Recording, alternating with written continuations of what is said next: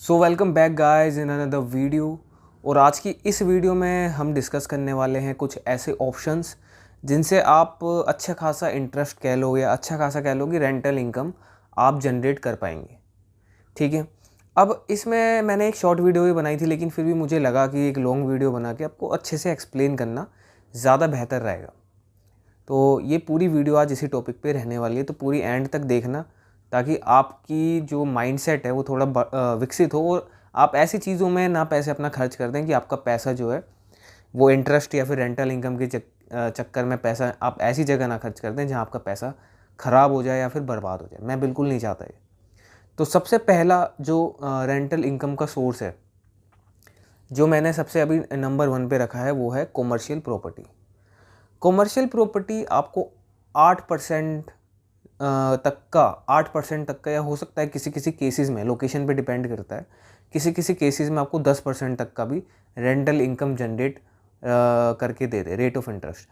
सो 8% का rate of interest या फिर मैंने जहाँ तक देखा है 7-8% का मिल सकता है अगर आपने जो अपनी कॉमर्शियल प्रॉपर्टी है वो सही जगह चूज़ करी है। तो कॉमर्शियल प्रॉपर्टी लेते वक्त कभी भी ये गलती नहीं करनी होती कि आपने कोई प्रॉपर्टी देखी सस्ती लगी या कोई आपको ऐसा लगा आपने चक देसी खरीद ली। ऐसा नहीं करना आपको, क्योंकि कॉमर्शियल प्रॉपर्टी का जो मेन आपको जो रेंट तभी अच्छा मिलेगा जब वो कॉमर्शियल प्रॉपर्टी आपकी अच्छी लोकेशन पे हो या ऐसी लोकेशन पे हो जहाँ पे आपका रेंटल इनकम अच्छा आपको मिले। ठीक है। 4-5% तो फिक्स है, इतना तो आप कहीं भी कोई भी कॉमर्शियल प्रॉपर्टी ले लो 5% 5% के करीब तो आपको कहीं भी मिल जाएगा रेट ऑफ इंटरेस्ट। लेकिन मैं नहीं चाहता कि आप ऐसी जगह लो या फिर आप ऐसी जगह इन्वेस्ट करो। मान लो कि कोई 25-30 लाख की भी दुकान लेता है, 30 लाख की भी दुकान लेता है कोई, हो सकता है 50 की भी ले लो, 1 करोड़ की भी ले लो, हर किसी की अपनी कैपेसिटी है। लेकिन फिर भी मैं इतना मान के चल रहा हूँ कि आपने 30 लाख की दुकान ली। ठीक है। 30 लाख की दुकान आपने ली तो उसमें आप मान के चलिए कि 30 लाख का 10% 30,000 रुपये। ठीक है। 30 लाख का 10% 30,000 रुपये होता है। ये इतना आपको रेंट मिलना पॉसिबल हो सकता है किसी किसी केसेस में, बहुत अच्छी प्राइम लोकेशन पे अगर वो दुकान अवेलेबल है तो आपको 30,000 तक का मैक्सिमम आपको रेंट मिल जाएगा। नहीं तो 25,000 22,000 तक तो आपको 22,000 तक तो मिल ही जाएगा ईजिली 30 लाख की दुकान पे, ये 20-22,000 ईजिली मिल जाएगा। ठीक है। तो बार बार मैं यही चीज़ आपको कहना चाह रहा हूँ कि कॉमर्शियल प्रॉपर्टी में रेंट अच्छा मिलता है। वहीं आप रेसिडेंशियल प्रॉपर्टी लोगे तो वहाँ आप मान लो 30 लाख का कोई फ्लैट लेते हो तो वहाँ आपको 10,000 का रेंट मिलेगा। 10,000 से ज़्यादा का रेंट नहीं मिलेगा। 30 लाख का अगर कोई प्रॉपर्टी फ्लैट लेते हो, सॉरी प्रॉपर्टी तो नहीं आएगी, 30 लाख में कोई फ्लैट लेते हो तो आपका जो रेंट है वो 10-12 हज़ार, इससे ऊपर नहीं हो सकता। वहीं आप 30 लाख की दुकान लोगे तो मरे से मरा भी 20,000 आपका कहीं नहीं गया, इतना तो आपको मिलेगा ही मिलेगा और उससे ज़्यादा ही मिलेगा। मैंने आपको जो एक वो बताया कि एम अपना कैसा रखना है। प्राइम लोकेशन होनी चाहिए, लोकेशन अच्छी होनी चाहिए, चलता फिरता रोड होना चाहिए या चलती फिरती गली होनी चाहिए जहाँ भी आप कोई कॉमर्शियल प्रॉपर्टी ले रहे हैं रेंट के पर्पज़ से, तो वो चीज़ आपको देखनी है मेनली। तो 20-22 हज़ार कहीं नहीं गया। अगर अच्छी लोकेशन पे ले ली तो 25 से 28 हज़ार भी आपका रेंट कहीं नहीं गया 30 लाख की दुकान पे। सो यही आप अप्लाई कर सकते हैं। ठीक है। 50 लाख की भी या फिर 1 करोड़ की, अगर आप कोई 1 करोड़ में तो यार काफ़ी बड़ी दुकान भी मिल सकती है आपको। तो सबके अपने अपने बजट पे डिपेंड करता है, लेकिन फिर भी मैंने आपको एक एक लाइक वेरी गुड आइडिया मैंने आपको दे दिया है कि एक बिगेस्ट पॉइंट मैंने आपको बता दिए हैं सारे कि ये चीज़ आपको ध्यान में रखनी है। अब दूसरी नंबर पे जो रेंटल इनकम जनरेट करने का सोर्स है वो क्या होना चाहिए। देखिए पहले नंबर पे कॉमर्शियल प्रॉपर्टी, इसकी जगह कोई नहीं ले सकता रेंटल इनकम जनरेट करने से। क्योंकि आप ना प्रॉपर्टी में, मैं क्यों बार बार कह रहा हूँ, क्योंकि प्रॉपर्टी की हर साल वैल्यू बढ़ती है, प्रॉपर्टी की हर साल वैल्यू भी बढ़ती है और प्रॉपर्टी आपको रेंट भी जनरेट करके देती है। प्रॉपर्टी की हर साल वैल्यू भी बढ़ रही है, उससे आपको फ़ायदा हो रहा है नंबर 1। प्रॉपर्टी आपको हर महीने रेंट जनरेट करके दे रही है, इससे भी आपको फ़ायदा हो रहा है। तो समझ रहे हैं आप बात को। तो प्रॉपर्टी इसलिए बेस्ट होती है, इसलिए हमारे पुराने लोग भी ये कह के गए हैं कि पैसे को रखना या फिर एफडी कराना इन सब से अच्छा है कि पैसे को प्रॉपर्टी में इन्वेस्ट करा जाए। सेकंड नंबर पे मैं रखना चाहूँगा रेसिडेंशियल प्रॉपर्टी। सो रेसिडेंशियल प्रॉपर्टी में आपको क्या करना है, देखिए रेसिडेंशियल प्रॉपर्टी आपको इतना अच्छा तो रेंट नहीं जनरेट करके दे सकती जितना आपको कॉमर्शियल प्रॉपर्टी देगी, लेकिन फिर भी मैं आपको कुछ पॉइंट बता रहा हूँ, उनका अगर आप ध्यान रखें तो काफ़ी अच्छा रेंट वहाँ से भी आपको मिल सकता है। सबसे पहला तो आप कोई ऐसी फ्लैट देखिए, जितना भी आपका बजट है 40 लाख 50 लाख 20 लाख जो भी बजट है आपका, फ्लैट नया नहीं होना चाहिए। अगर आपको रेंटल इनकम जनरेट करनी है तो फ्लैट जो आप लेंगे रेंट के पर्पज़ के लिए वो नया नहीं होना चाहिए, पॉइंट नंबर 1। ठीक है, वो बहुत पुराना भी नहीं होना चाहिए, वो इतना होना चाहिए कि मिड लेवल का हो। ठीक है, पेंट वेंट हो रखा है नॉर्मल, ठीक है, प्रॉपर्टी ज़्यादा नहीं तो 10 साल पुरानी हो, कोई दिक्कत नहीं है, इतना फ्लैट पुराना है तो भी चल जाएगा। लेकिन ऐसा नहीं कि बहुत ज़्यादा पुराना हो, 25 साल पुराना हो, 30 साल पुराना हो, नहीं, वो नहीं। आपको इतना लेना, ठीक है 8-10 साल पुराना फ्लैट है, ठीक है, कोई दिक्कत नहीं है, कंडीशन ओके है, ठीक है। आपको नया भी नहीं लेना, क्योंकि रेसिडेंशियल प्रॉपर्टी में क्या है, नया लोगे तब भी आपको रेंट उतना ही मिलेगा, पुराना लोगे 8-10 साल पुराना भी लोगे तब भी रेंट आपको उतना ही मिलेगा। 2-1 हज़ार का 2-3 हज़ार का अंतर पड़ता है, वो माइनर डिफरेंस होता है, रेंट में ऐसा कोई अंतर आपको नहीं दिखेगा। ठीक है, तो आपको ये चीज़ ध्यान रखनी है। फ्लैट अगर आप लेते हैं तो मान लीजिए कि नया फ्लैट 60 लाख का है, अब वही सेम फ्लैट 8-10 साल पुराना है, वो आपको मिल गया 45 लाख में, तो क्या बुरा है कि नहीं। तो ये चीज़ें होती हैं देखने वाली, क्योंकि आपको रेंट से मतलब है तो रेंट आपको उसके अकॉर्डिंग आपको अपना माइंडसेट जो है दौड़ाना है। तो इसी में ही रेसिडेंशियल प्रॉपर्टी में ही आपको दूसरी चीज़ जो देखनी है वो ये देखनी है कि अगर फ्लैट पतली गली में भी है तो भी चल जाएगा। पतली गली में भी अगर आपका फ्लैट है तो भी चल जाएगा, क्योंकि पतली गली में भी रेंट थोड़ा डिफरेंस पड़ता है, लेकिन जहाँ तक मैंने देखा है कि इतने ज़्यादा डिफरेंस नहीं पड़ता, क्योंकि दिल्ली जैसे शहर में अगर आप देखें तो लोग भटकते हैं रेंट के लिए। तो अगर फ्लैट अगर आप लेते हैं तो पतली गली में ले सकते हैं, मैं ये नहीं कह रहा कि आप ले ही लें, क्योंकि पतली गली में क्या होता है ना, कार वार जाने का थोड़ी दिक्कत होती है, तो वहाँ पर आपका रेंटल इनकम थोड़ी कम हो सकती है, तो पर इतनी भी कम नहीं होगी। आप चाहें तो ले सकते हैं, क्योंकि पतली गली के फ्लैट बहुत सस्ते मिलते हैं। मैं आपको बताऊं तो 100 गज का फ्लैट जहां आपको 70 लाख रुपए में मिलेगा, मान लीजिए फॉर एग्जांपल, वहीं आपको किसी एरिया में वही 70 लाख का फ्लैट पतली गली में 100 गज का आपको 30 लाख या 40 लाख रुपए में मिल जाएगा। सोचिए इतना बड़ा जो है डिफरेंस आता है। तो वो इसी वजह से आता है, क्योंकि थोड़ा अंतर बैठता है, क्योंकि पतली गली होगी तो वैसी बात है कंजेस्टेड होगी, उसमें कार नहीं जा सकती होगी, पार्किंग की इशू होगी, तो ये सब चीज़ें, तो इसलिए वहाँ पर आपको रेंट मिलेगा, अच्छा मिलेगा, ये नहीं कि अब उसके अकॉर्डिंग रेट के अकॉर्डिंग आपको कम रेंट मिलेगा, अच्छा मिलेगा। लेकिन फिर भी सबका अपना माइंडसेट होता है, आप पैसे इन्वेस्ट कर रहे हैं तो थोड़ा सोच समझ के आप कर सकते हैं, नहीं तो मैंने आपको एक ऑप्शन दिया है। ठीक है, तो ये रेसिडेंशियल प्रॉपर्टी का केस हो गया।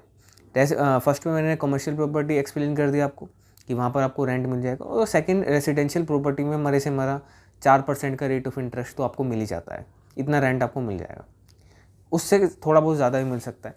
लेकिन मैंने आपको बताया ना कि सोच समझ के आपको इन्वेस्ट करना है, अगर रेंट के पर्पज़ से कर रहे हो तो। अगर अपने लिए कर रहे हो तो यार नया खरीद लो, उसमें फिर मैं आपको कुछ नहीं कहूँगा, लेकिन अगर रेंट के लिए ले रहे हो तो आप प्रॉपर्टी को इतना पुराना भी मत खरीदो, एकदम नया भी मत खरीदो।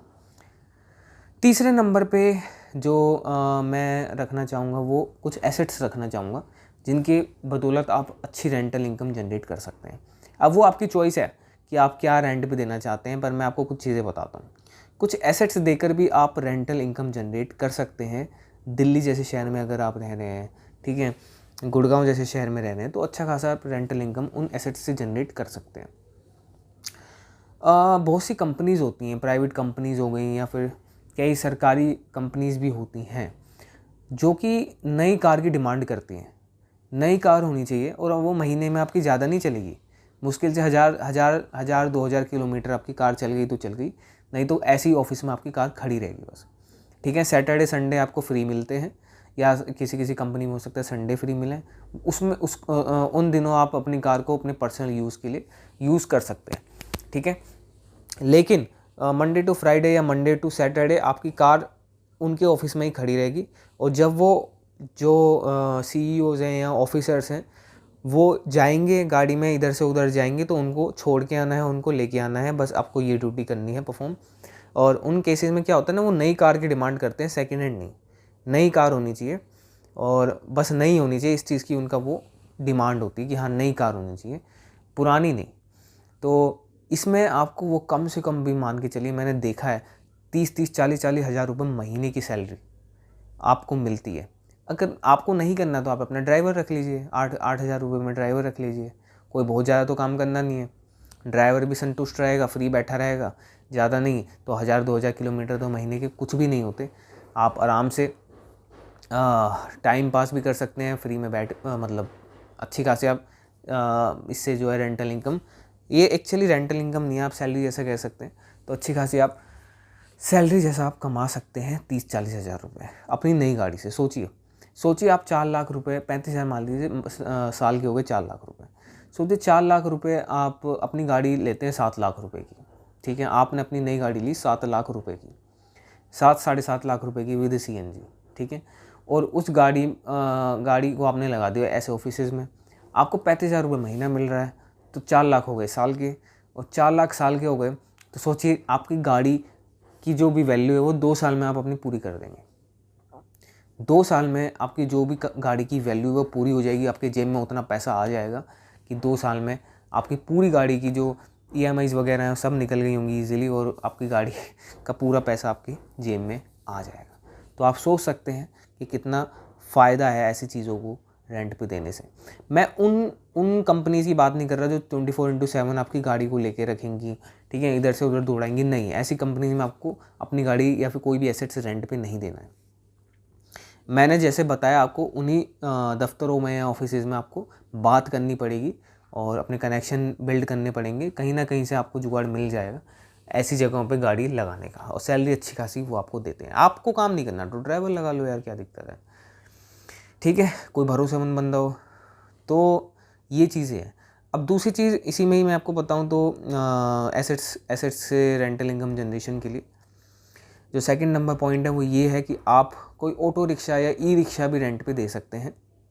उससे भी आपको महीने का 10-12 हज़ार रुपये महीना या मैक्सिमम 15 हज़ार रुपये महीना आपको मिल सकता है।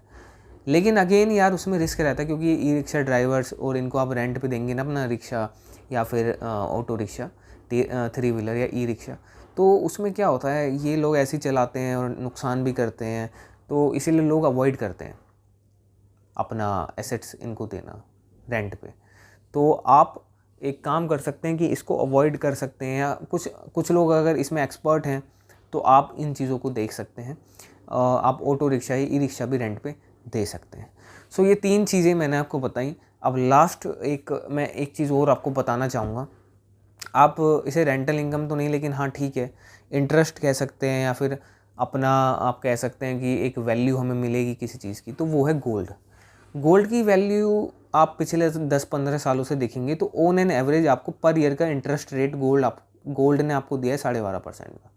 12 से 12.5% का जो इंटरेस्ट रेट है वो आपको गोल्ड ने प्रोवाइड करा है, मतलब इतना इंटरेस्ट ऑफ रेट आपको मिला है ऑन एंड एवरेज, ठीक है। पिछले रिकॉर्ड आप देखोगे कई सालों का, तो ये आपको मिला है। मतलब आप सोचिए FD में देंगे तो आपको 7% का इंटरेस्ट मिल जाएगा ज़्यादा से ज़्यादा, कहीं और करेंगे तो 8% का मिल जाएगा, 9% का मिल जाएगा, लेकिन इतना इंटरेस्ट रेट आपको कहीं नहीं मिलेगा। तो इसलिए कहते हैं कि गोल्ड में इन्वेस्ट करना चाहिए।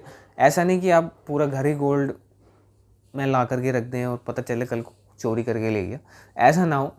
कुछ चीज़ें इन्वेस्ट करते रहें, कुछ चैन बनवा लिया या फिर कोई बिस्किट बनवा लिया गोल्ड का, ठीक है, ऐसी चीज़ें बनवाते रहिए गोल्ड की, और उनको अपने सेफ़ जगह पे एकदम ताला मार करके बढ़िया से रखिए, ताकि उसकी कोई नज़र ना पड़े किसी पे भी, क्योंकि घर में लोग आते हैं, काम वाली काम करती है तो सबकी नज़रें रहती हैं। तो आप कैमरे लगवाइए और ऐसी चीज़ें आप कर सकते हैं, आपको अच्छा खासा इंटरेस्ट मिलेगा। वही गोल्ड जो आप 1 लाख का ख़रीद रहे हैं वही आपको कई सालों में आपको बढ़िया एक कीमत दे करके जाएगा। तो 12.5% का ROI बहुत होता है, ठीक है। तो इसलिए मैंने आपको बताया गोल्ड। SIP वगैरह पे मैं नहीं जाना चाह रहा हूँ, उसके लिए मैं फिर वीडियो बनाऊँगा। कई लोग बोलेंगे कि भाई SIP पे भी तो 15% का इंटरेस्ट मिल सकता है हमको, ये सब। उसमें खतरा रिस्क भी रहता है यार, कभी अप चलेगा कभी डाउन चलेगा। उसमें लॉन्ग टर्म इन्वेस्टमेंट से ही फ़ायदा है। 15-15 20-20 साल तक आप पैसा रखेंगे ना एसआईपी में, तब जा कर के आपका पैसा कहीं ना कहीं ग्रो लगेगा आपको कि हाँ हमें अच्छा खासा आरओआई मिला है। लेकिन उसमें यार क्या है, ऐसे पैसे का क्या फ़ायदा कि आप 15-20 सालों तक पैसा रख रहे हैं अपना, ठीक है, क्योंकि कभी अप चलेगा कभी डाउन होगा। ऐसा नहीं है कि आपको 15% फिक्स मिलेगा एसआईपी में, ठीक है। कभी हो सकता है 8% मिल जाए, 7% मिल जाए, कभी 6% हो जाए, फिर दोबारा से अप होगा, फिर 9% फिर 10%। तो उसमें एक पॉसिबिलिटी रहती है कि आपको अच्छा थोड़ा आपका माइंडसेट वो होता है कि यार पैसा निकाल लेता हूँ एसआईपी से। तो ये सब चीज़ें होती हैं, तो इसलिए मैं ये अवॉइड करता हूँ एसआईपी वगैरह किसी को भी। क्यों आप कर सकते हैं अगर आपके पास पैसा अच्छा है, लेकिन मिडिल क्लास के पास इतना पैसा कहाँ होता है कि वो अपनी सैलरी से इतना पैसा निकाल भी ले, अपने ख्वाहिशें भी पूरी कर ले, एजुकेशन भी खर्च कर ले, गाड़ी ले ले छोटी मोटी या स्कूटी बाइक ले ले। तो मिडिल क्लास फैमिली के पास इतना पैसा नहीं होता है। अगर आपके पास पैसा ज़्यादा है तो आप इन्वेस्ट कर सकते हैं एसआईपी में, कोई दिक्कत नहीं है। आपको भी पता है कि पैसा इतना है कि आप 15-20 सालों तक भी रख लो पैसे को। हर महीने 1 लाख रुपये, हर महीने 1 लाख रुपये आप एसआईपी में दे रहे हैं, बिल्कुल कर सकते हैं, पैसा अच्छा है तो। लेकिन अगर आप मिडिल क्लास हैं, नहीं है इतनी इनकम जनरेशन, तो जो मैंने आपको चीज़ें बताई हैं उनको दिमाग में डालिए, पैसा इकट्ठा करिए, प्रॉपर्टी खरीदिए, गोल्ड खरीदिए। इन सब चीज़ों से आपका काम हो जाएगा और एक आने वाले टाइम में आपको एक अच्छा रिटर्न भी मिलेगा। तो कैसे लगी आज की वीडियो कमेंट सेक्शन में ज़रूर बताना। सब कुछ मैंने एक्सप्लेन करा है बहुत अच्छी तरीके से। और चैनल को सब्सक्राइब करे बिना, लाइक करे बिना बिल्कुल मत जाना, बहुत मेहनत लगती है। सोचता हूँ फिर आपको बताता हूँ कि आज क्या बताऊँगा, क्योंकि मैं नहीं चाहता कि कुछ भी आपके साथ गलत हो। आप मेरे सब्सक्राइबर्स के साथ कुछ गलत हो, या जो भी देख रहे हैं मेरे को उनके साथ वो कोई कहीं गलत पैसा खर्च करते हैं, बिल्कुल नहीं चाहता। इसलिए मैं ऐसे टॉपिक्स पे वीडियोस बनाता रहता हूँ, एजुकेशनल पर्पस से रिलेटेड वीडियोस बनाता रहता हूँ। तो चैनल को सब्सक्राइब करे बिना, लाइक करे बिना बिल्कुल मत जाना। मिलते हैं किसी दिन नई वीडियो के साथ, तब तक के लिए बाय बाय।